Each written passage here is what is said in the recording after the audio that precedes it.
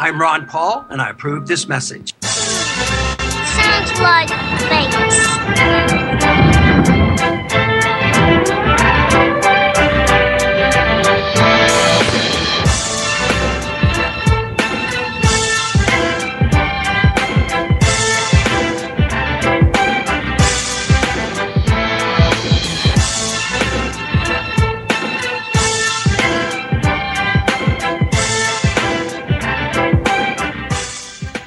Yo, what's going on, y'all? I'm your host, Paco, and you're listening to Occupy the Media. I want to thank you if you're tuning in.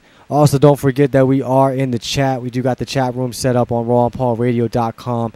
After you click on Listen Live, you can chat with us or chat with me on Facebook, Paco Elijah. That's 2 words, Paco Elijah. So we're going to go ahead and give my guest a call, Surya Fish. She was the girl that was Ustreaming the event over in Oklahoma. And we're going to talk to her and her sister about what exactly went down in Oklahoma.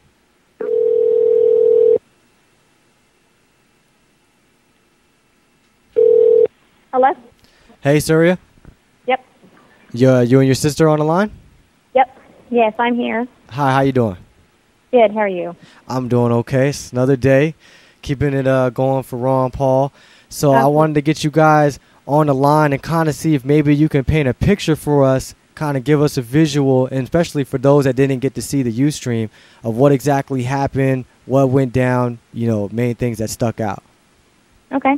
Well, I put together a couple pages of notes this morning so we could go through the order of events that happened, and have everything pretty concise. Okay. So I can just start there. There's a lot to fill in, so if we need to stop, just let me know, and we can, answer any questions. Oh, the floor is yours, please. I'm anxious to hear what exactly happened.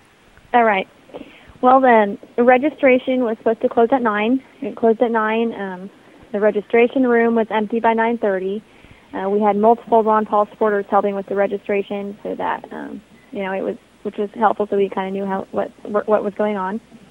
We had a Ron Paul table where our people were checking in, so we would know who was here with us. The line for our table for check-in was very long and went all the way to the door, and ended up having to wrap around again. We had to send Ron Paul supporters down the line taking names so our line could go faster before the convention was to convene. And the delegates were finally all seated around 11 a.m., but due to problems with the credentials report, the convention had to be delayed. At 12 p.m., we still were not close to even being able to vote on a credentials report. Lunch was supposed to be at 1 p.m. Now, at this time, that's what they had told us. It was about 1:30 before we even held a vote on the credentials report. At that time, there were approximately 1,200 delegates, according to the credentials report. After this reading of the credentials report, they said that there were 22 delegates from 6 counties that needed to be added due to a mess-up on the part of the county. A vote was taken to allow as to whether we should allow these changes to be made. Many of us Ron Paul supporters opposed it. There was some confusion on this, though, but it did pass. When the new counts came back in, which was over the course of several hours, it ended up being over 200 people who were added to the delegate total. There were points of order made regarding this. They were dismissed. There was no motion ever made to properly amend the credentials report, and therefore officially they were not. Nor was the original credentials report accurate. So during this time, a minority rules report was brought up for discussion. The temporary chair decided not to hear the minority report, even though according to the rules it must be heard before the rules report and voted on. At that point, Jake Peters, who was one of our Ron Paul supporters and very active in Oklahoma, he had the approval from the temporary chair, decided to motion for an amendment to the rules to allow multiple slates to be voted on at the same time. Because this is why we had the minority rules report, because there was this change in it to allow multiple slates to be voted on at the same time, instead of only on the executive committee slate being an up or down vote and then other slates being nominated. So we brought this amendment forward, and so the amendment was not passed because there was intense argument for the executive committee slate. The proposed convention rules state that the executive committee slate has to be voted up or down before any. So that's what we ended up we ended up failing on getting that amendment passed. So the establishment set up multiple delegates around the room with red and green placards with yes and no on them to hold up during votes. They did this to try to throw our people off. They actually told us that and confuse us. You said they actually came out and told you that's why they did that? Yes. We Wow. have them on film. That's crazy. Okay, I'm yeah. sorry. Keep going. Steve Dixon, one of our grassroots leaders, suggested that the placards did not follow the rules because placards are not allowed in the rules, and asked if they could not be held up because it was making things confusing. There were like a lot of them.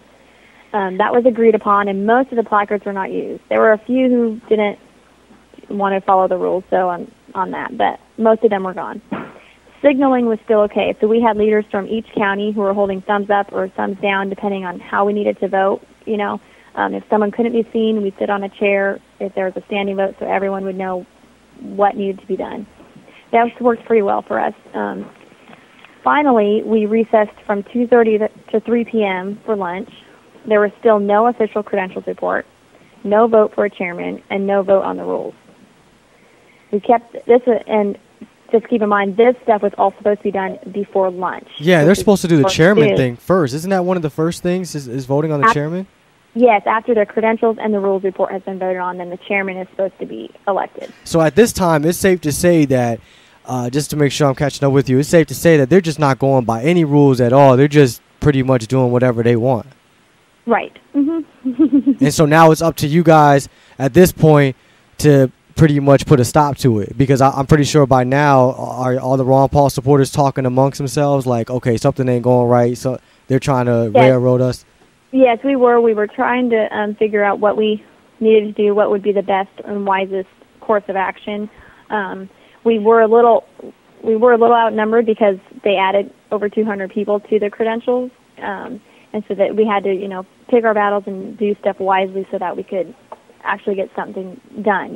So that made things a little difficult. And when they were adding these credentials to the when they were adding people to the credentials report, the vice chair of the Oklahoma Republican Party, Pam Pollard, just continued to tell us she's got it under control, she's got it taken care of. There was no votes ever to accept the credentials, and it was for the hours it was like that.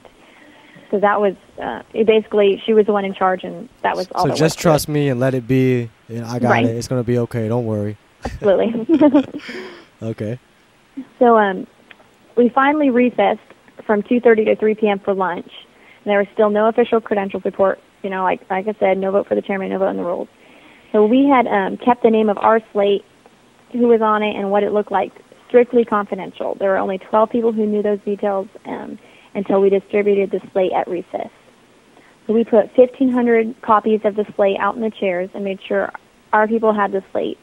We had also made buttons that said "not for sale" because it fit with the wording on our slate that said "our children's future is not for sale." We had designed the slate to hopefully appeal to those who are conservatives and not full-on Romney supporters, because we talked about conservative values on the slate. But by this point in the day, there seemed to be like a huge agenda against us. So it was it was our only chance to try to get something through, and so we put this forward. So let me ask you this real quick before you go further. Did it seem like from maybe at this point or maybe even when you first got there, did it seem like Ron Paul supporters were the majority, or were we 50-50? I mean, I heard they got buses. They got people that were bussed in. So how did that look? Well, when the first credentials report was given, we had either just about or just under 50%. Okay. There was approximately 1,200 people given at the first credentials report, and we had around 600, give or take a few. So, we not sure if we would have had the majority for sure, or if it would have been a real close call. But the difference is our side probably would have been a lot more organized, probably a lot more on the same page than the other side, I would think. Yes, we were pretty well organized, but the way they did things kind of confused matters. Yeah. And by the convention being delayed for so long, it even made matters more confusing. Okay, let's hold it right there, and then we'll be right back. We're about to head to a break, so just stay on the line for me, okay? Okay. I'm Paco, your host, and we'll be back.